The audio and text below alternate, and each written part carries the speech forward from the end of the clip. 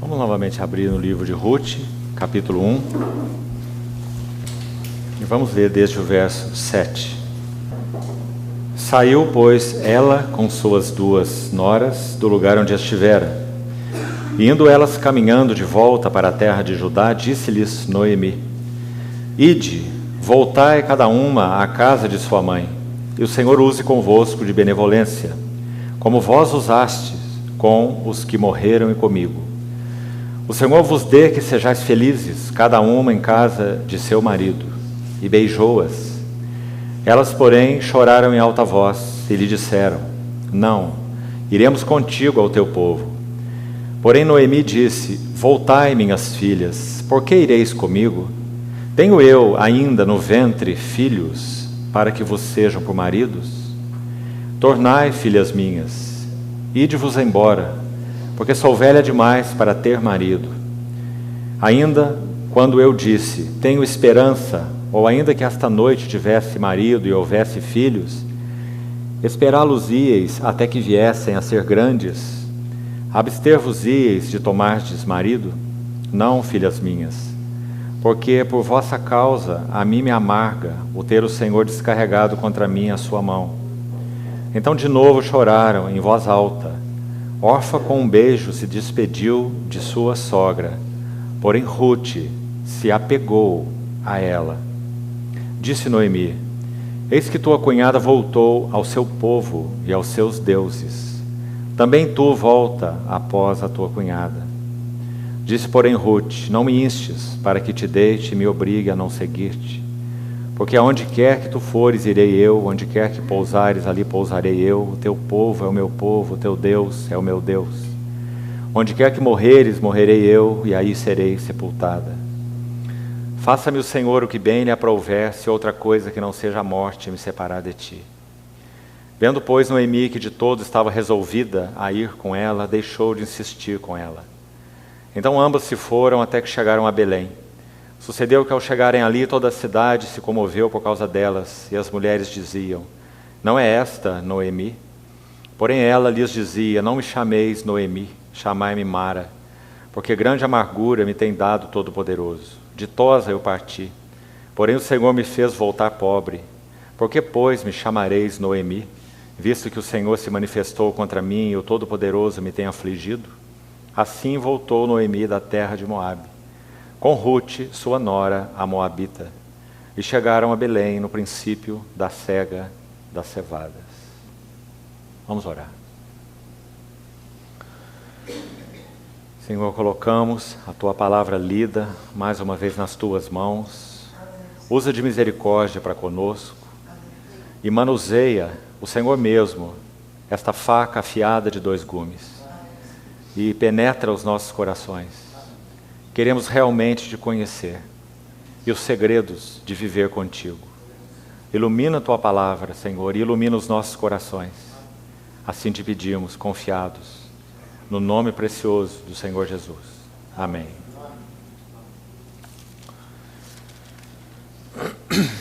Quando concluí, me saltou rapidamente à memória um fato que comentei, que quando Ruth permaneceu na terra de Moabe com seu marido, já que ela era uma moabita, ela estava na sua própria terra.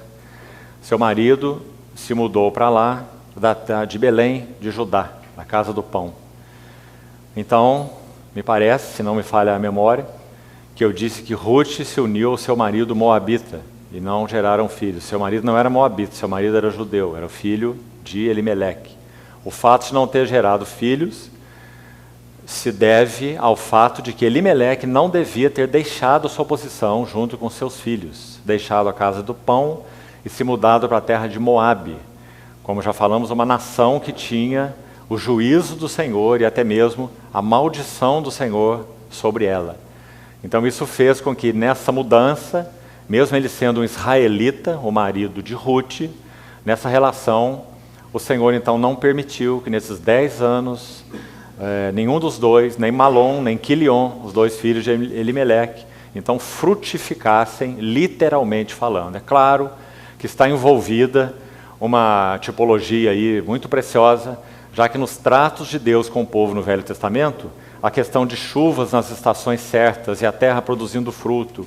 E os ventres das mulheres férteis falavam da bênção de Deus e da realidade, então, da presença de Deus com o povo, nesses dois aspectos particulares, em especial, o cuidado com a terra, Deus zelando pela terra para que produzisse, frutificasse, e também Deus abençoando os ventres das mulheres, para que também frutificasse. Frutos de duas formas. Então, apenas para ficar isso claro, a causa de não ter tido frutificação foi a perda da posição de separação para Deus, então, do seu marido israelita, não moabita.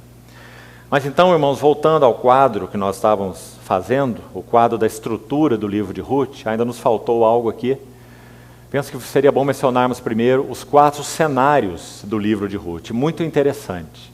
É uma obra-prima, que assim como outros livros preciosos do Velho Testamento, e concisos ao mesmo tempo, o livro de Esther é outro deles, também de uma mulher, não é? Esther, ou sobre ela.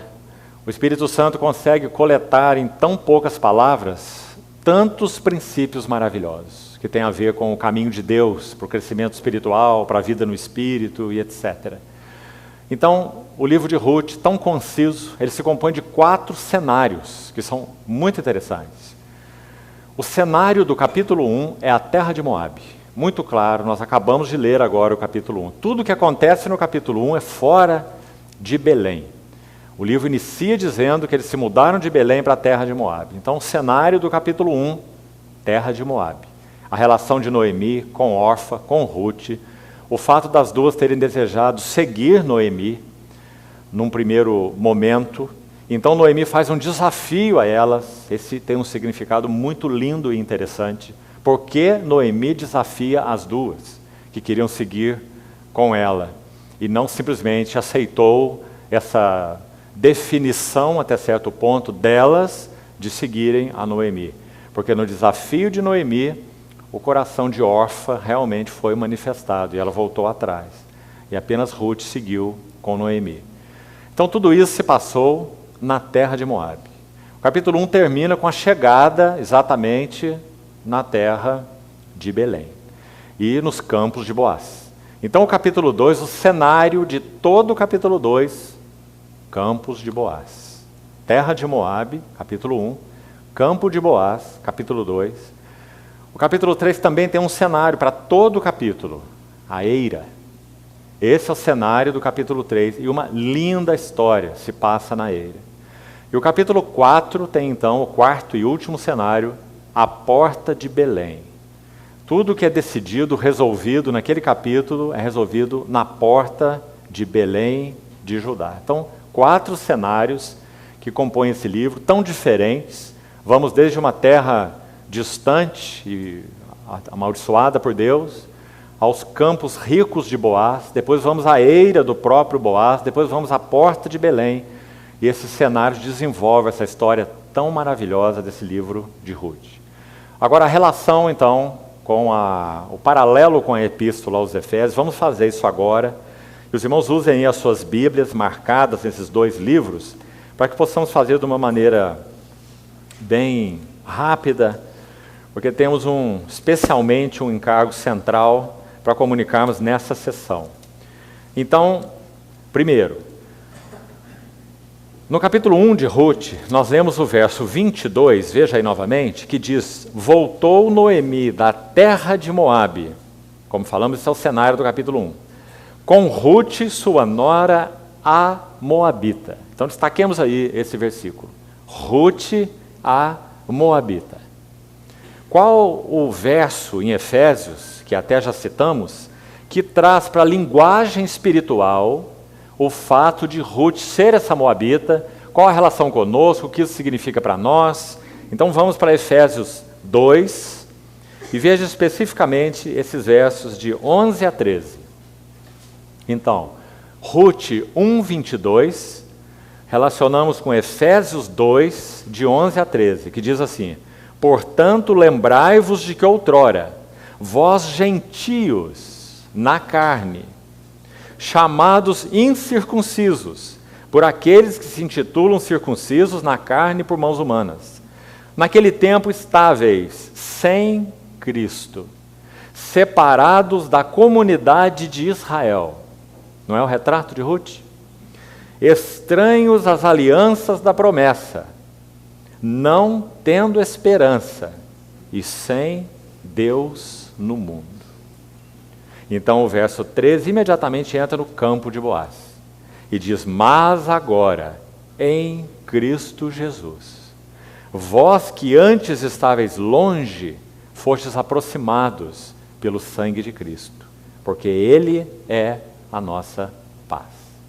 Então, particularmente até o verso 12, nós vemos essa relação com Ruth, a moabita, separada da aliança. Capítulo 2 agora de Ruth, observe o verso 17, onde é dito que Ruth esteve apanhando naquele campo até a tarde, ou seja, rebuscando nos campos de Boaz, debulhou o que apanhara e foi quase um efa de cevada. Na linguagem de Efésios, como iremos trasladar isso para a linguagem espiritual então de Efésios? Ruth apanhando no campo de Boaz até a tarde, debulhou o que apanhara e foi quase um efa de cevada. Segundo o capítulo 16 de Êxodo, quando o povo foi ordenado a recolher maná, depois você tome lá o detalhe, Êxodo 16, 16 e também o verso 36, é o último verso do Êxodo 16. Então 16, capítulo, verso 16 e verso 36. Lá é dito que eles recolhessem o que bastassem para o seu consumo. E é dito que eles recolheram um homer. Então essa unidade de medida, homer, era o suficiente para uma cabeça. Então eles deveriam recolher um homer de maná para uma pessoa para um dia. No outro dia, mais um homer. Então um homer por cabeça por dia. Tá certo? E o capítulo de Êxodo 16, verso 33, termina dizendo assim: um homer é a 10ª parte de um efa. Então é dito que Ruth colhe em apenas um dia, nesse rico campo de Boaz, ela colhe um efa de cevada. Detalhe, debulhada, tirada da espiga, porque a espiga faz volume demais, mas o grão debulhado é infinitamente menor que o grão na espiga, em termos de volumes da espiga. Segundo estudiosos, um efa de cevada não debulhada, ela colheria aí um automóvel inteiro cheio de cevada. E ao debulhar, um efa, sendo que um homer, fazendo a relação com o maná, seria o alimento para um dia. Então, está evidente que Ruth, em um dia de trabalho de uma mulher, ela colheu mantimento para 10 dias, nos ricos campos de Boaz. Então, como podemos trasladar isso para a linguagem de Efésios? Vamos lá em Efésios 3, 8, que diz assim: a mim, o menor de todos os santos, me foi dada esta graça. Lembre-se que graça é a ênfase dos 2 primeiros capítulos de Ruth. Graça de pregar aos gentios o evangelho das insondáveis riquezas de Cristo. Esse é o nosso Boaz. E esses são os seus campos, o evangelho das insondáveis riquezas. Mais uma relação agora do capítulo 3 de Ruth. Nós estamos seguindo aquelas 4 menções específicas de Ruth, como sendo, primeiro, a moabita, segundo, sendo a rebuscadora, terceiro, sendo a serva, e quarto, sendo a esposa, que nós já citamos. Então, estamos seguindo essa ordem e buscando a luz do livro de Efésios para nos ajudar nessa terminologia. Então, no capítulo 3 de Ruth, verso 9, quando ela se apresenta a Boaz, amanhã estudaremos, se o Senhor permitir, esse lindo capítulo. Ela diz, Boaz diz a ela: quem és tu? Ruth 3, 9. E ela respondeu: sou Ruth, tua serva. Ruth a moabita, Ruth a rebuscadora, nos ricos campos de Boaz, Ruth a serva. Qual o paralelo na Epístola aos Efésios? Veja o capítulo 4 de Efésios, versos 20 a 24. Não foi assim que aprendestes a Cristo, se é que de fato o tendes ouvido e nele fostes instruídos, segundo é a verdade em Jesus, no sentido de que, quanto ao trato passado, vos despojeis do velho homem que se corrompe segundo as concupiscências do engano, vos renoveis no espírito do vosso entendimento e vos revistais do novo homem criado segundo Deus em justiça e retidão procedentes da verdade. O que isso significa? Esses poucos versos resumem o que um servo do Senhor do século passado chamou de a escola de Cristo. Quando Ruth se apresenta como a serva de Boaz. Eu sou Ruth, tua serva. Agora veja um detalhe. Nessa posição de Ruth como serva, capítulo 3, verso 9, volte lá no livro de Ruth, olha o que Noemi diz a ela no início do capítulo 3. Estudaremos com mais detalhes amanhã, mas observe essa relação. O conselho de Ruth é, verso 3 do capítulo 3, banha-te, unge-te e põe os teus melhores vestidos. Quanto ao trato passado, vos despojeis do velho homem que se corrompe segundo as concupiscências do engano. E vos renoveis no espírito do vosso entendimento e vos revistais do novo homem. Literalmente, foi o que Ruth fez nesse capítulo pelo conselho de Noemi. Porque agora ela vai se apresentar como uma serva para Boaz, que Boaz poderia aceitar ou não aceitar. Boaz poderia humilhar Ruth na eira, inclusive. Ela era uma moabita, ela não era uma serva de Boaz, e ela se apresenta na eira, quando Boaz estava lá descansando no monte de grãos, e ela toma uma atitude ousada, seguindo o conselho de sua serva. Mas nós vamos ver no que se baseava a ousadia de Ruth. Mas esse é assunto, então, para amanhã. Então observe aqui esse banha-te, unge-te e põe os teus melhores vestidos e desce a eira.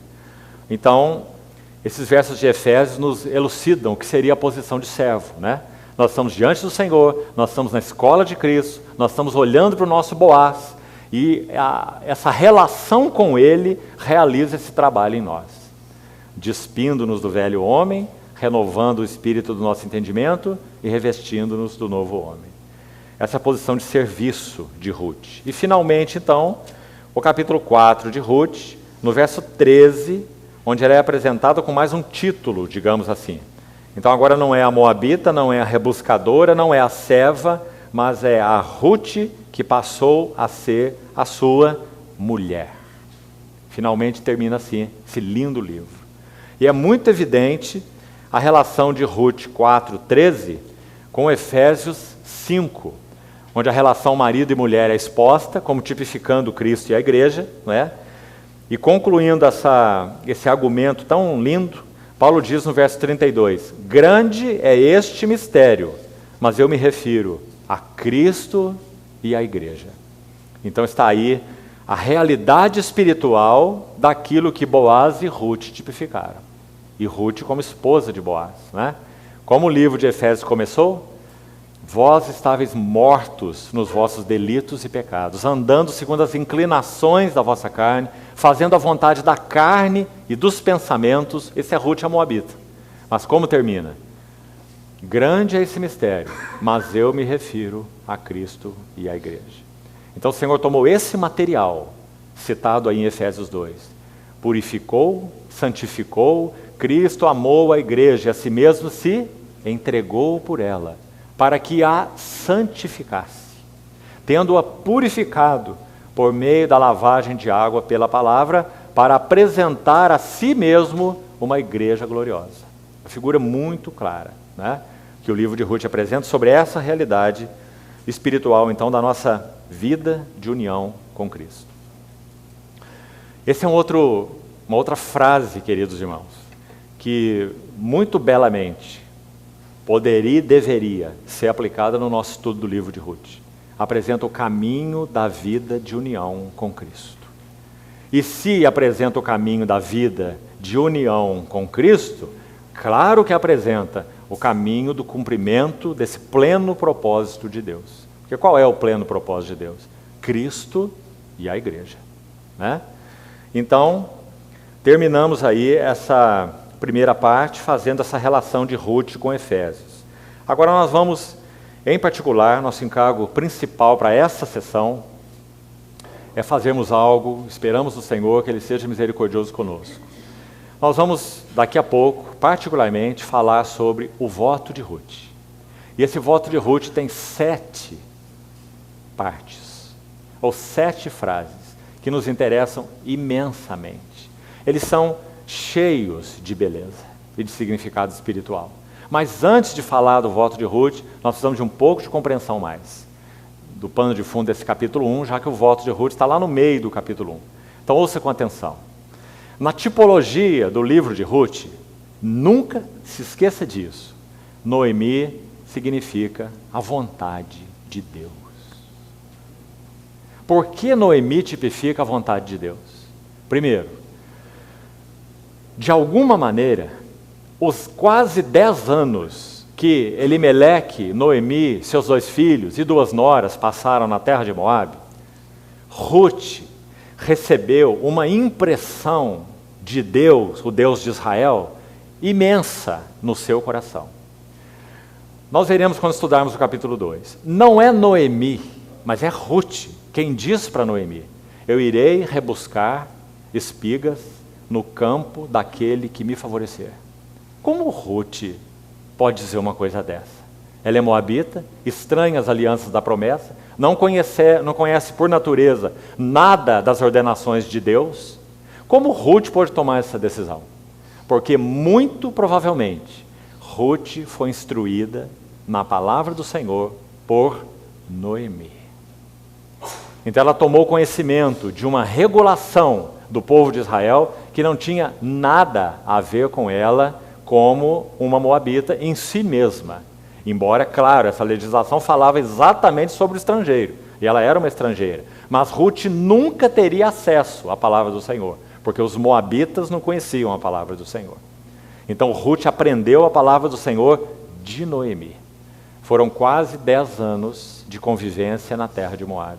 Então, de alguma maneira, o que Ruth compreendeu, para colocar isso num fio só, Ruth compreendeu que abandonar Noemi era abandonar o Deus da aliança de Noemi.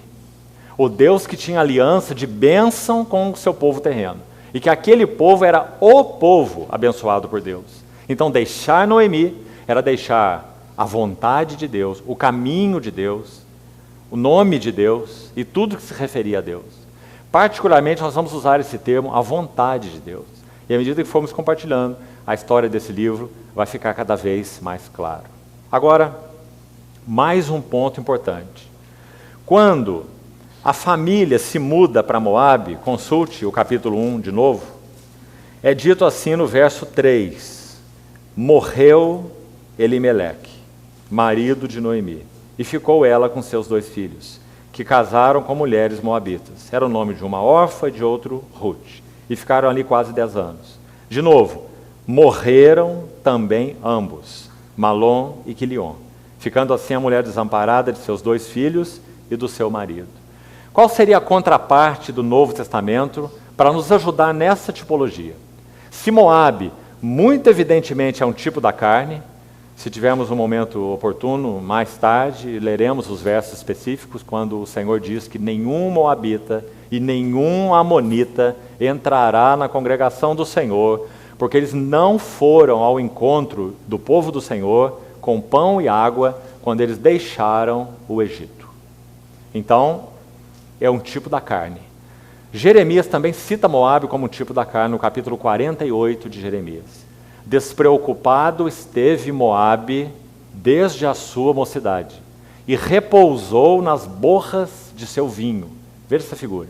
Não foi mudado de vasilha em vasilha, por isso seu sabor não se alterou. Não é? Moabe, então, é uma figura da carne. O que é nascido da carne é carne. A carne é inalterável. A carne repousa nas borras do seu próprio vinho. Por isso, os que estão na carne não podem agradar a Deus. E o que é nascido da carne é carne. Né? Então a tipologia de Moabe como sendo a carne é muito clara. A tipologia de Noemi como sendo a vontade de Deus, particularmente se deve ao fato de que Ruth foi instruída por Noemi e compreendeu que a vontade de Deus estava ligada à terra de Canaã, a Ruth, ao povo da aliança, e se Noemi não se apegasse a Ruth, ela estaria fora de todas essas promessas relativas a isso, não teria direitos a elas por ser uma moabita, mas conhecendo a palavra do Senhor, então ela tomou um passo de fé. Ela voltou com Noemi à terra de Belém, esperando que a promessa do Senhor fosse verdadeira com relação a ela. Ligada então à ordem de Deus no sentido de rebuscar, que não é assunto exatamente para agora, nós falaremos disso talvez na sessão da noite que ainda teremos hoje. Então, guardemos tudo isso no nosso coração. Se Noemi tipifica a vontade de Deus, o desafio que Noemi faz no verso 11 é muito significativo. Porque no verso 9 é dito que ela faz essa proposta para elas, que o Senhor vos dê que sejais felizes, cada uma na casa do seu marido, beijou-as, Noemi tipificando a vontade de Deus, porque ela era membro do povo de Deus, ela estava ligada às alianças da promessa, Noemi, ela morava em Belém de Judá, a casa de Deus, tudo que já explicamos, não é?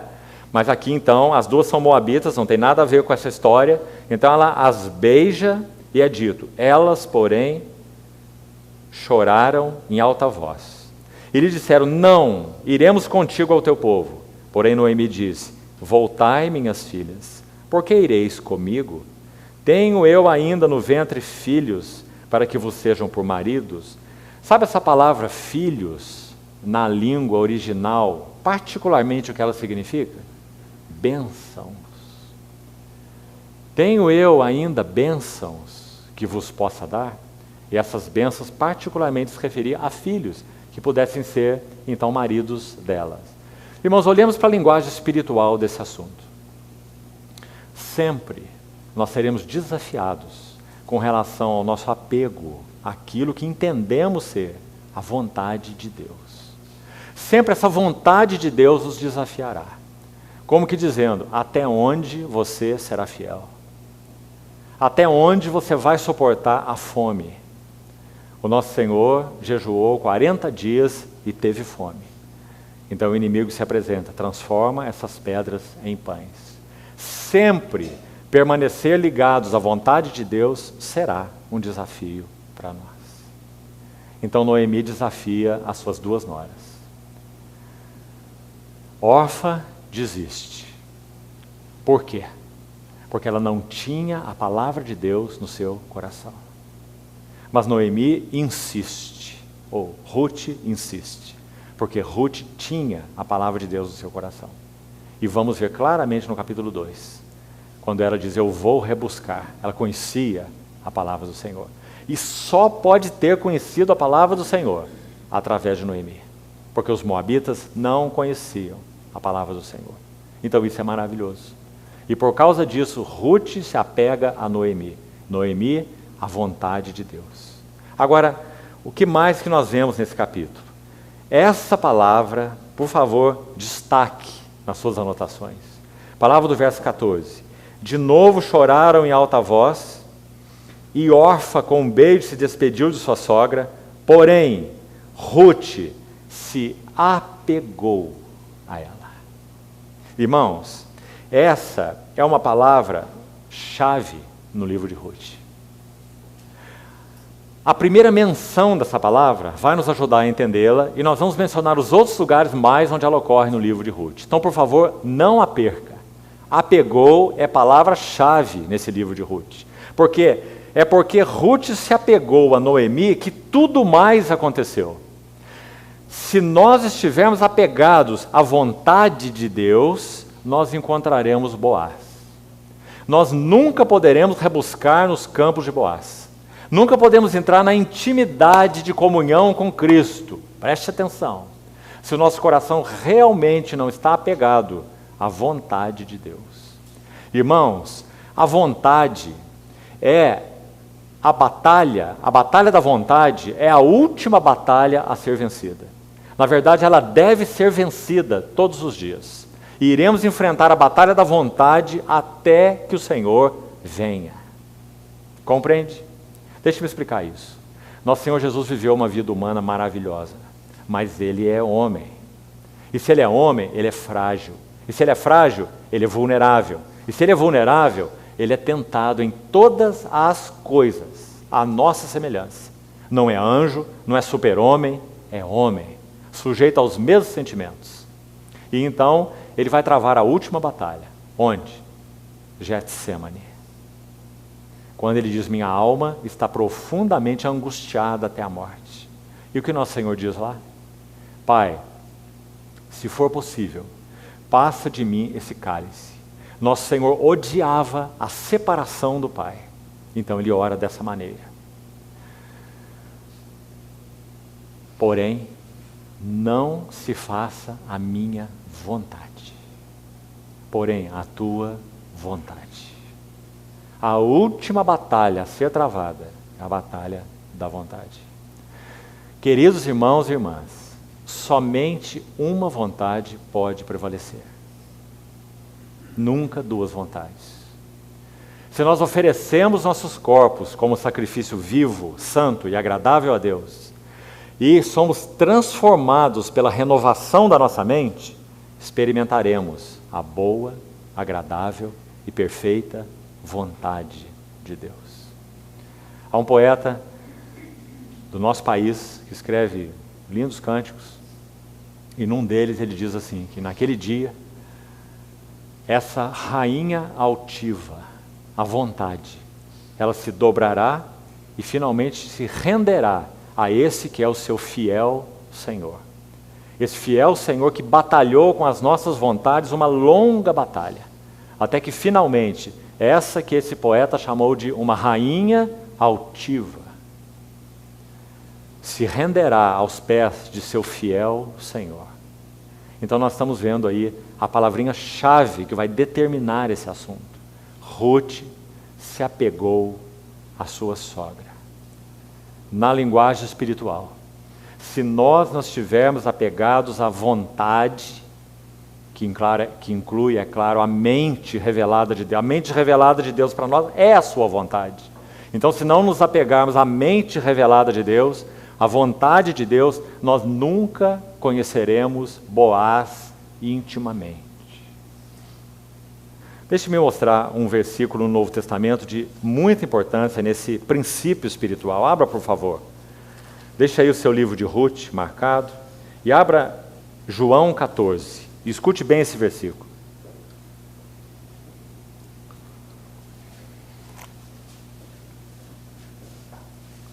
Olha a analogia dele com Ruth. João 14, verso 21. Aquele que tem os meus mandamentos e os guarda, esse é o que me ama. Significa isso, ter os meus mandamentos e os guarda. Apegados à vontade do Senhor, à palavra do Senhor, à mente do Senhor, aquilo que entendemos ser o caminho e a vontade do Senhor. Aquele que tem meus mandamentos e os guarda, esse é o que me ama. E aquele que me ama será amado por meu Pai, eu também o amarei, e olha essa frase final, e me manifestarei a ele. Mais um verso de João mesmo. Veja como isso é um princípio espiritual. Olhe João 7,17. Se alguém quiser fazer a vontade dele, e há um C bem sonoro aqui à frente. Se alguém quiser fazer a vontade dele, conhecerá a respeito da doutrina. Se ela é de Deus ou se eu falo por mim mesmo. Aqui a Bíblia está condicionando discernimento espiritual à obediência à vontade de Deus. Quem quiser fazer a vontade dele, conhecerá. Se o que eu ensino é de Deus ou se eu falo por mim mesmo. Que importante, irmãos.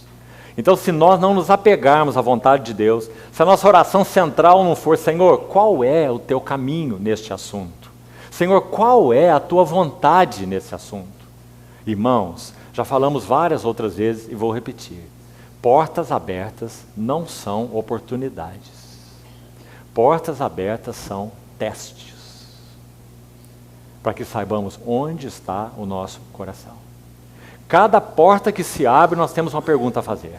Senhor, é o Senhor quem está abrindo esta porta? Muito importante. Então, Ruth se apegou a Noemi. E Noemi tipifica a vontade de Deus. Agora, onde está no Velho Testamento a primeira menção da palavra apegou? E o que ela significa? Você já ouviu falar da lei da primeira menção, não é? Toda vez que a palavra é mencionada a primeira vez na Bíblia, estabelece o princípio para ela e o significado dela, que depois será apenas ampliado nas outras menções. Então a primeira menção é super importante. Por isso o livro de Gênesis é tão importante, porque ele contém a grande maioria das primeiras menções, né? O livro das sementes. Onde está a primeira menção da palavra apegou-se? Gênesis 2:24. Lembra o que aconteceu em Gênesis 2:24? O Senhor põe o homem para dormir, tira algo do seu lado, edifica, também na língua original, transforma, como está aí na revista atualizada pelo menos, parece passe de mágica, né? Parece o Senhor usando ali uma mágica e fazendo uma mulher aparecer do nada. Mas na verdade a palavra hebraica é muito mais bela. É edificou-lhe. Tomou algo do homem e edificou-lhe uma mulher. Como que o Senhor trabalhando sobre aquele algo que ele tirou, porque foi isso que ele fez, né? Então o Senhor trabalhou naquele algo e apresentou a ele uma mulher. Então é dito assim, Adão diz, essa é osso dos meus ossos, carne da minha carne. Então, no verso 24 é disso, por isso, deixará o homem pai e mãe e se unirá. Está aí, a primeira menção da palavra apegou-se. No hebraico original, cimentar, unir, colocar duas coisas compactamente juntas, inseparavelmente juntas.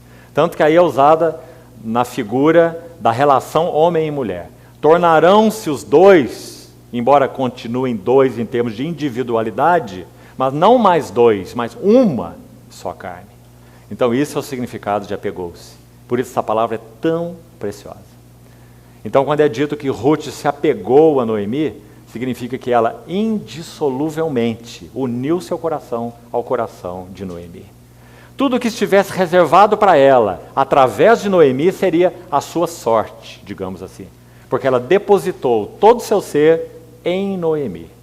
E Noemi, então, tipifica a vontade de Deus. Irmãos, como têm sido as nossas orações? Qual é a nossa relação com a vontade de Deus?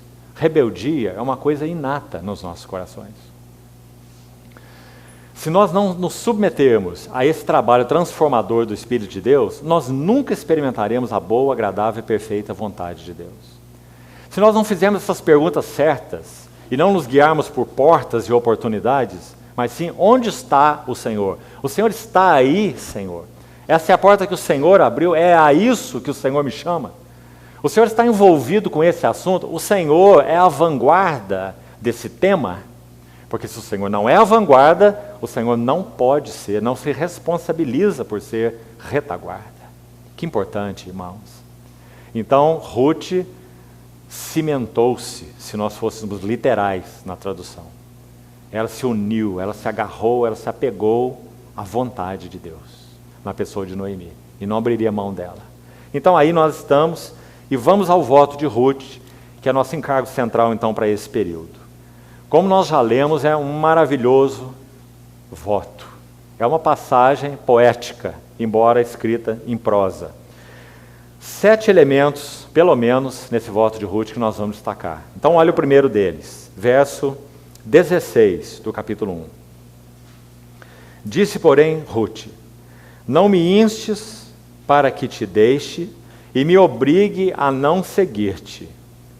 Porque, e aqui nós temos a primeira parte, onde quer que tu fores, irei eu.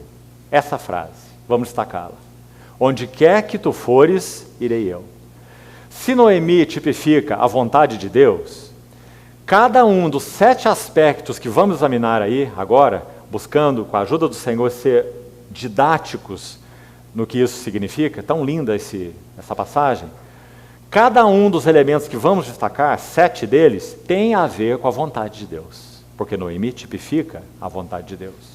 Então o que significa? Onde quer que tu fores, irei eu. Significa renúncia das escolhas para escolher apenas a vontade de Deus. Irmão, o voto já começa de uma maneira realmente muito forte. Se nós não renunciarmos às nossas escolhas pessoais, nós não compreenderemos qual é a vontade do Senhor. É muito claro, nós já temos nossa escolha, já temos o nosso caminho. Lembra a linguagem de Juízes? Irei para o lugar onde bem me parecer. Lembra as palavras daquele levita, o moço, que se tornou sacerdote na casa dos deuses? Lembra a sua decisão? Vou sair por aí, vou ficar onde meus olhos e coração mais se agradarem. E lá diz, seguiu o seu próprio caminho. Não é? E é uma marca, esse homem, Jonatas, o neto de Moisés, é uma marca, uma evidência na vida dele do que todo o povo era. Não havia rei em Israel. Cada um fazia o que achava mais reto. Que lição, irmãos. Então, primeiro aspecto do voto de Ruth. Onde quer que tu fores, irei eu. Renúncia de escolhas. Se fôssemos tratar esse tema, o resto da reunião seria para ele. Então você está só um exemplo. Abraão e Ló. Lembra-se? Gênesis 13. Quando os pastores de Ló começaram a contender com os pastores de Abraão, né? O que Abraão disse para Ló? Escolha o teu caminho.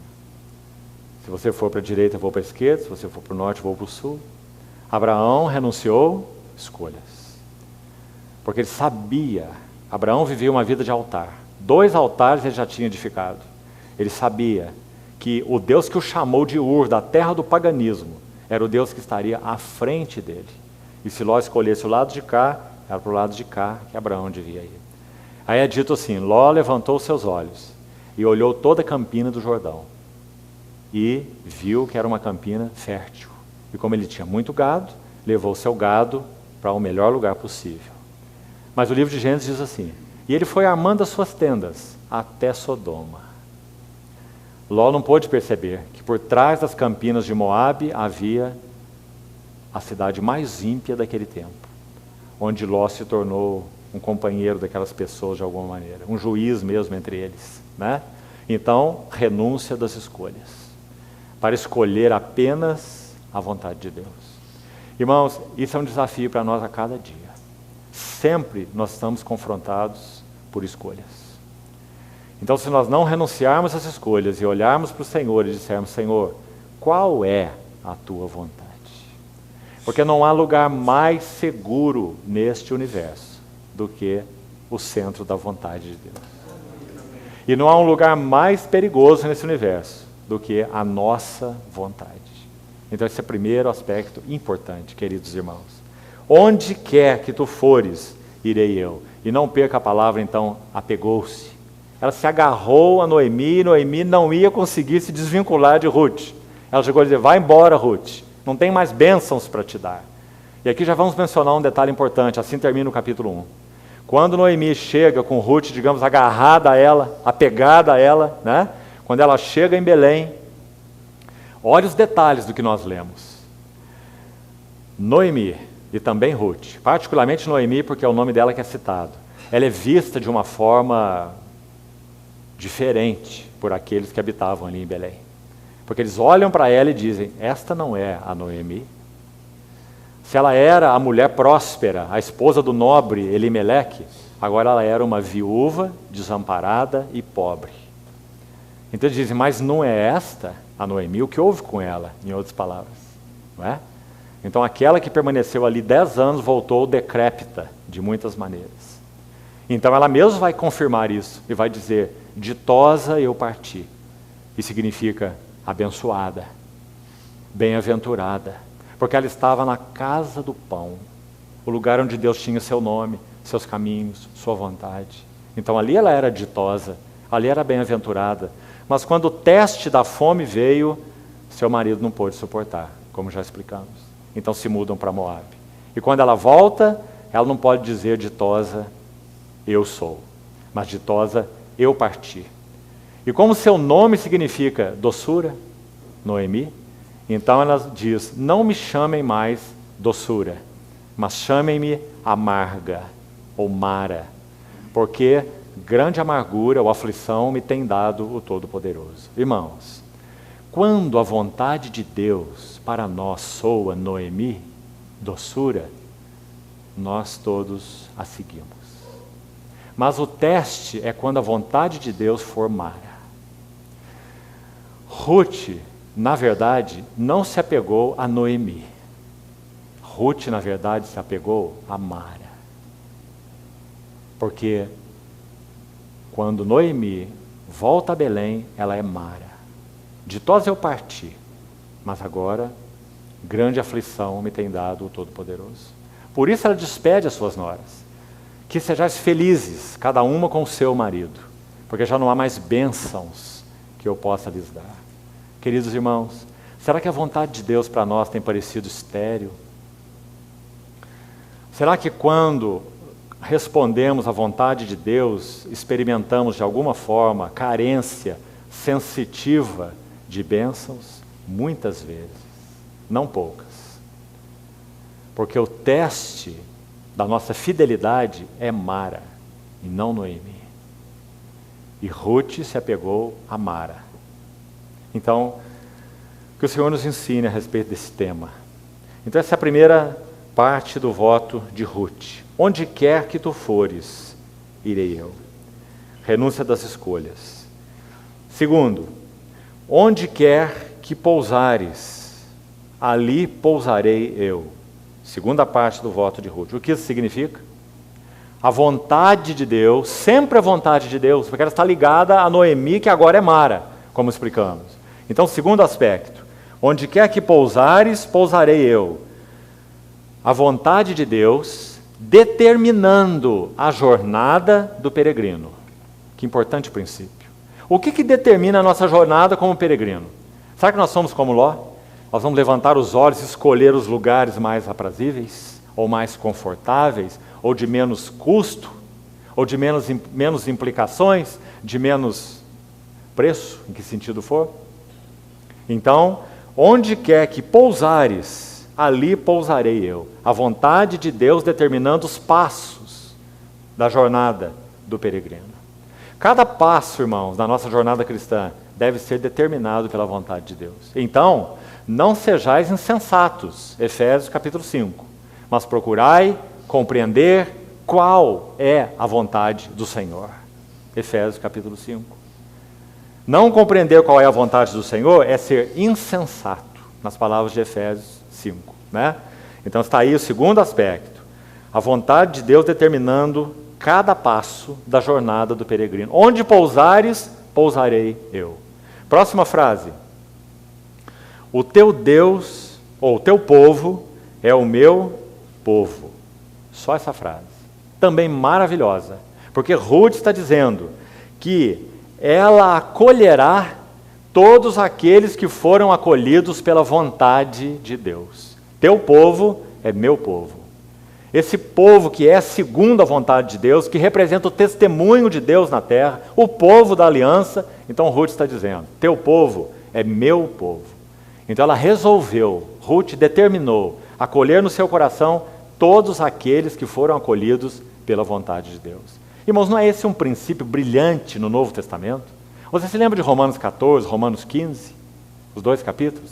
Acolhei-vos uns aos outros, como Deus em Cristo vos acolheu para a glória de Deus.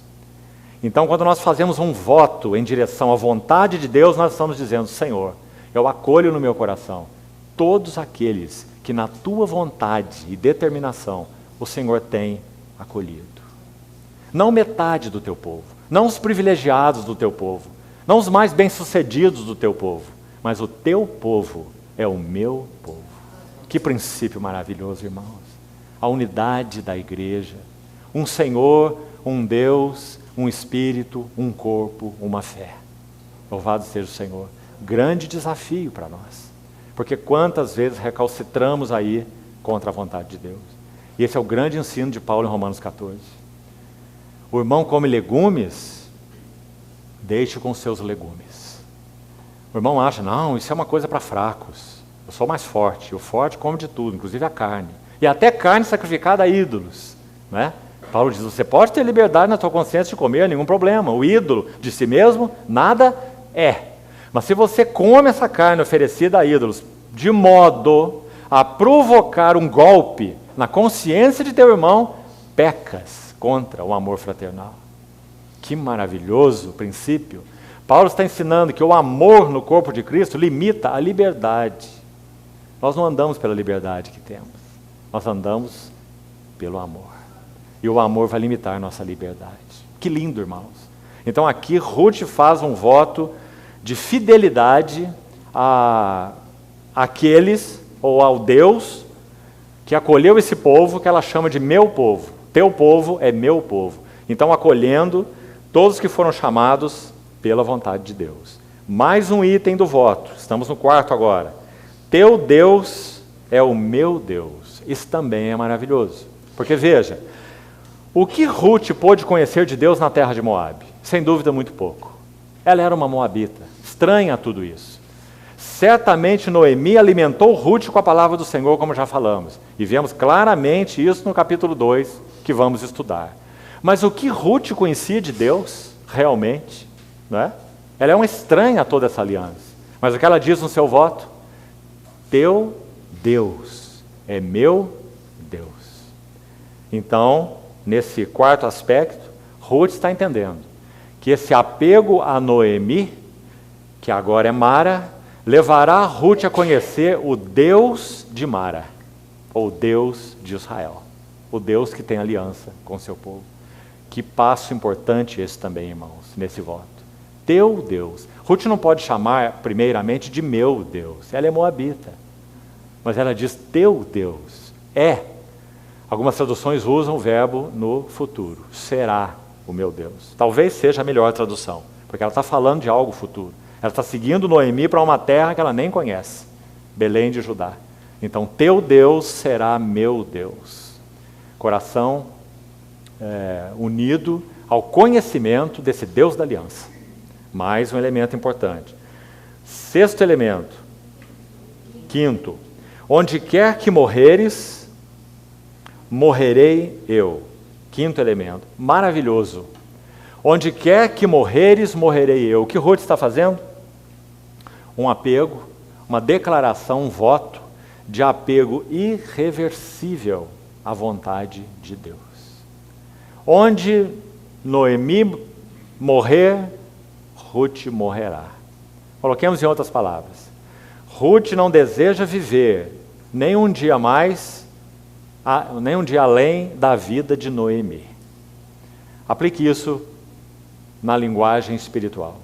Nós que somos servos e servas do Senhor, nós compreendemos o que significa a vontade de Deus, a bem-aventurança da vontade de Deus. Não poderíamos desejar viver um dia mais nessa terra que não seja para o real cumprimento da vontade de Deus nas nossas vidas.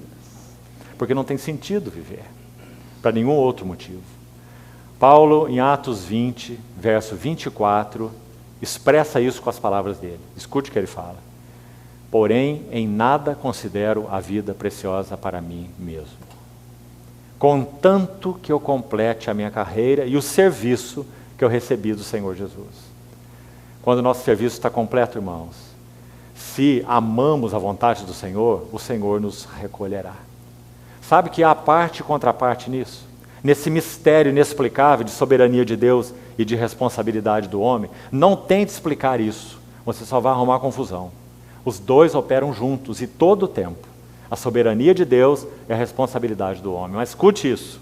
Se nós estamos apegados à vontade de Deus, realmente apegados a ela, o Senhor nos recolherá quando Ele julgar que a missão que Ele nos concedeu estiver completada. Mas se nós não estivermos apegados à vontade de Deus, nós podemos viver dias sem significado algum, além daquilo que realmente significou o cumprimento da vontade de Deus. Porque nós não estamos apegados à vontade de Deus. Vida sem significado.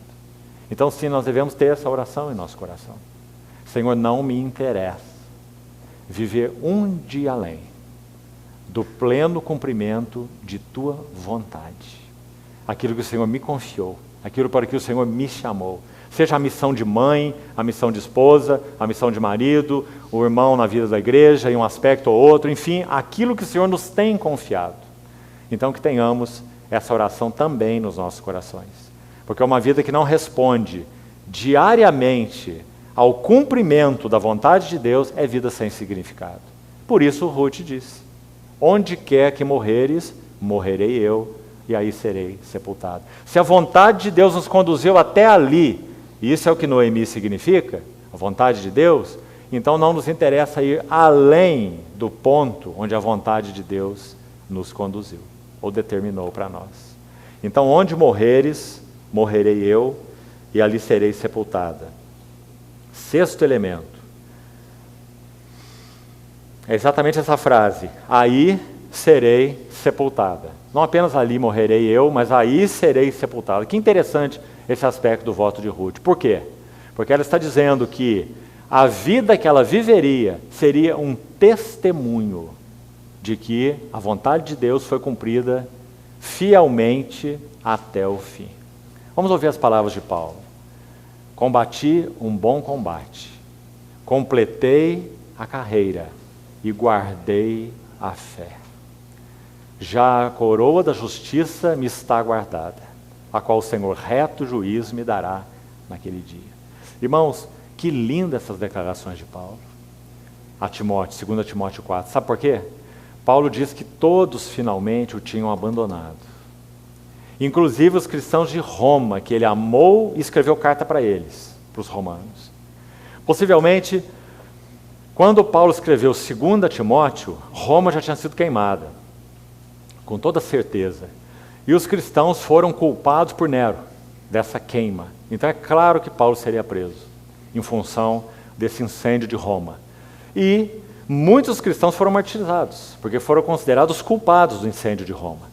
Qualquer cristão que ainda tivesse sobrevivido em Roma e que fosse visitar Paulo na cadeia, estaria colocando sua cabeça a prêmio, porque estaria se associando com alguém que foi considerado criminoso.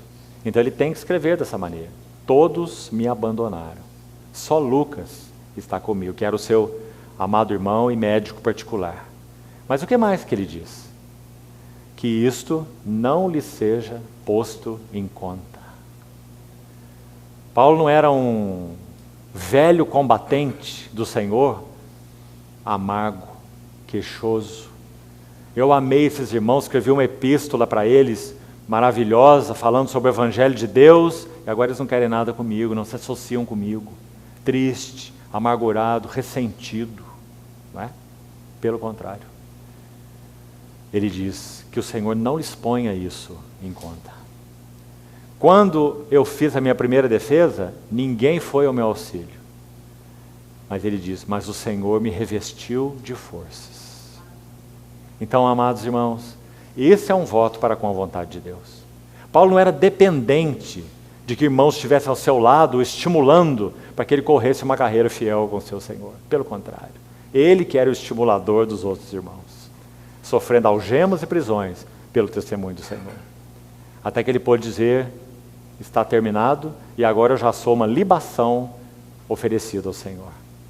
Ou seja, onde morreres, morrerei eu, e ali serei sepultado. A carreira de Paulo estava completada. Então ele sabia que ele iria partir para o Senhor. Esse servo nos deixa um maravilhoso exemplo do que significa esse voto de Ruth. E então, o sétimo elemento, para concluirmos: faça-me o Senhor o que bem lhe aprouver, se outra coisa que não seja a morte me separar de ti. Essa frase confirma o que já colocamos aí de passagem de outra maneira, que ela então não desejava um dia mais de sua vida que não fosse para o estrito cumprimento da vontade declarada de Deus. Então, faça-me o Senhor o que bem lhe aprouver, se outra coisa que não seja morte me separar de ti. Uma total fidelidade e apego à vontade de Deus. Irmãos, como falamos, esse livro termina dizendo, no verso 20, que Noemi dizia a eles, os habitantes de Belém, cidade para a qual ela voltou: não me chameis Noemi, doçura, mas chamai-me Mara, amargura, porque grande amargura me tem dado o Todo-Poderoso. De Tosa eu parti, porém o Senhor me fez voltar pobre. Por que, pois, me chamareis Noemi, visto que o Senhor se manifestou contra mim e o Todo-Poderoso me tem afligido? Assim voltou Noemi da terra de Moabe, com Ruth, sua nora, a Moabita, e chegaram a Belém, no princípio da cega das cevadas. Aqui nós vamos concluir dizendo o seguinte. Abra, por favor, em Êxodo 9. Talvez seja melhor nós lermos do que só falarmos. O que significa Ruth e Noemi chegarem a Belém no princípio da cega das cevadas? É só um registro bíblico ou há algum significado espiritual? Estamos sempre, queridos irmãos, recordando juntos que nada na palavra de Deus é escrito fortuitamente. Nada, absolutamente nada. Cada palavra nas línguas originais foram sopradas pelo Espírito Santo. Então, se o Espírito Santo fez o registro que elas chegaram no tempo da cega, das cevadas, é porque isso tem muito significado. Então, vamos ver qual é. Em Êxodo capítulo 9, abra por favor. Diz assim no verso 31, são as pragas que o Senhor determinou ao Egito para juízo, e uma delas foi chuva de granizo, chuva de pedras. Então, dentro dessa descrição dessa praga, em Êxodo 9, é dito assim, verso 30 diz, quanto a ti, porém, e aos teus oficiais, eu sei que ainda não temeis ao Senhor. E aí então se abre um parêntese e se diz assim, o linho e a cevada foram feridos, pois a cevada já estava na espiga e o linho em flor. Agora, escute bem. Porém, o trigo e o centeio não sofreram dano, porque ainda não haviam nascido. Então, por que a frase em Ruth é importante? Porque, se o capítulo 2, volte lá ao livro de Ruth, começa dizendo que tinha Noemi um parente do seu marido, senhor de muitos bens, da família de Elimeleque, que se chamava Boaz, o rico Boaz, Ruth, a Moabita, disse a Noemi, deixa-me ir ao campo e apanharei espigas atrás daquele que me favorecer. E ela disse, vai, minha filha. Ela se foi, chegou ao campo e apanhava após os segadores e, por casualidade, que descrição interessante. Um acaso, literalmente é assim a palavra na língua original.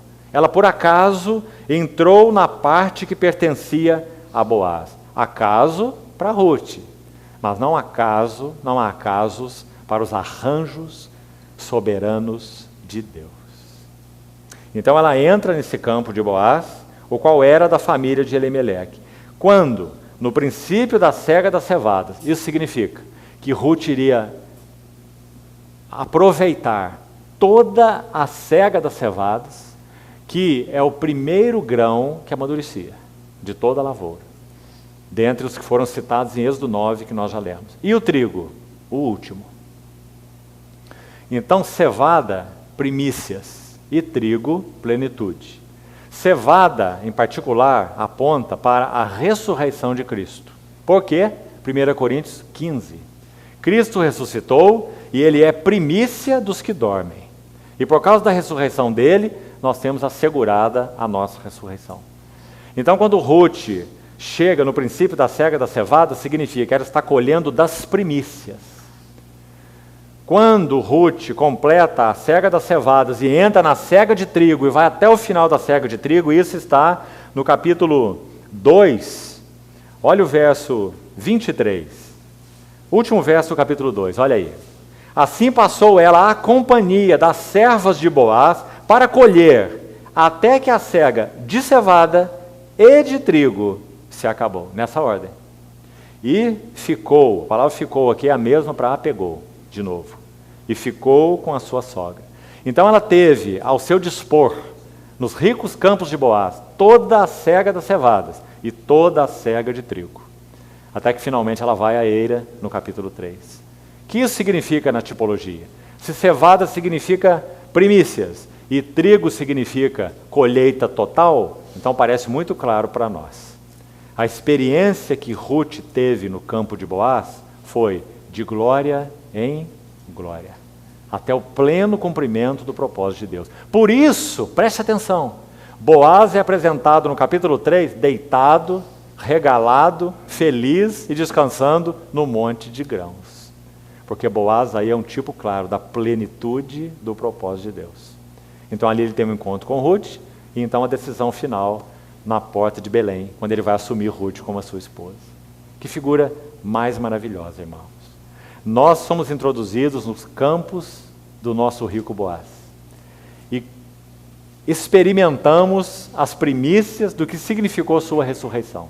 Cristo é nosso pão, Cristo é nosso alimento, e colhendo e rebuscando nos campos de Boaz, nós experimentamos Cristo, experimentamos mais de Cristo, experimentamos o poder da sua ressurreição, até que nesse rebuscar nos seus campos, nós sejamos conduzidos à vida de união com o próprio Cristo, que é o que acontece no capítulo 4.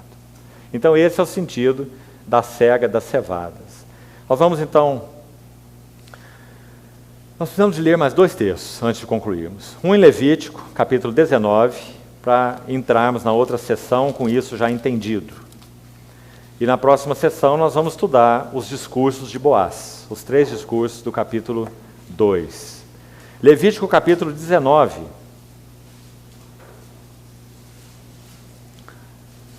É dito assim, Levítico 19, versos 9 e 10.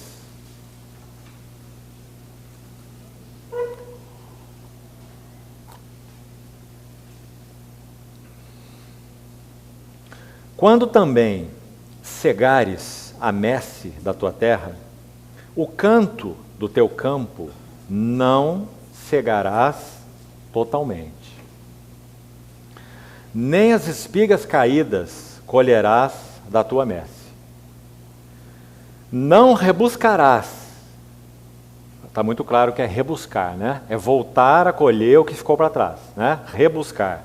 Não rebuscarás a tua vinha, nem colherás os bagos caídos da tua vinha. Deixá-los-ás ao pobre e ao estrangeiro. Ruth era os 2. E Ruth era algo mais. Era viúva também. Viúva, pobre, estrangeira. Talvez, irmão, não haja na Bíblia, penso que não, nenhuma figura de uma pessoa mais desgraçada. Você já pensou nisso? Primeiro, porque Ruth era mulher. Então era dependente das provisões de seu marido. Muito mais nesses tempos, né? Mulher, viúva, pobre e moabita. Não havia nada mais desgraçado em si mesmo, né? Membro da raça amaldiçoada por Deus. Além de ser viúva, mulher e pobre. Então, foi essa que foi acolhida nos campos de Boaz. É essa que quando ouve as palavras de Boaz, ela só tem a dizer assim: tu me favoreces muito, meu Senhor. Ela não pode dizer mais nada do que isso. Favor, graça. Tu me favoreces muito, meu Senhor. Não sendo eu, nem ainda, uma das tuas servas. Que maravilhoso, irmão. É a nossa história. Então, essa é a legislação do livro de Levítico. A pergunta é, como Ruth conhecia isso? Ruth era uma moabita, ela não tinha nada a ver com essa palavra. Ela não foi ensinada nessa palavra. Na sua casa, Ruth aprendeu a palavra do Senhor de Noemi. Por isso ela se apegou a Noemi. Porque ela compreendeu que a bênção de Deus, a vontade de Deus, estava ligada a Noemi. E ela não se desligaria de Noemi. E em Noemi, ela encontraria os campos de Boaz. E nos campos de Boaz, o próprio Boaz. Que maravilhosa história.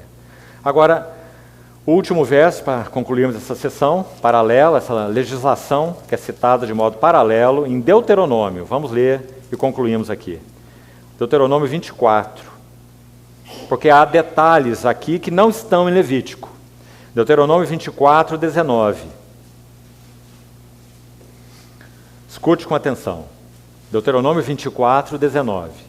Quando no teu campo cegares a messe, e nele esqueceres um feixe de espigas, não voltarás a tomá-lo, Então agora, não é apenas o que foi colhido e caiu no chão, não se voltar para rebuscar. Está vendo que tem algo mais aqui? Eles colheram, fizeram o feixe, que seria para ser transportado, né? Faz os feixes para então transportar para o celeiro, mas alguns feixes foram esquecidos. Então aqui há algo mais que Levítico nos citou. Se você esqueceu lá alguns feixes, deixe os feixes amarrados, preparados, esquecidos, deixe lá. Não volte para colher, nem os feixes. Deixe-os para o estrangeiro, essa era Ruth, para o órfão e para a viúva, o que nós também não lemos em Levítico, estamos lendo aqui, né? Então Ruth era, em Levítico, a pobre e a estrangeira, e em Deuteronômio é a viúva. Agora, a legislação diz que eram os feixes esquecidos, então olhe com detalhe aí, que não poderiam ser buscados de volta, certo? Mas quando estudarmos na próxima sessão as palavras de Boaz para Ruth, aqui no caso não é nem para Ruth, é para os outros segadores, ficamos maravilhados. Porque sabe o que Boaz vai dizer para os segadores? Até entre os feixes deixai a colher e não a censureis. Não eram feixes esquecidos agora, eram feixes doados por Boaz a ela. Porque os 2 primeiros capítulos enfatizam a superabundante graça de Deus. Isso é Boaz.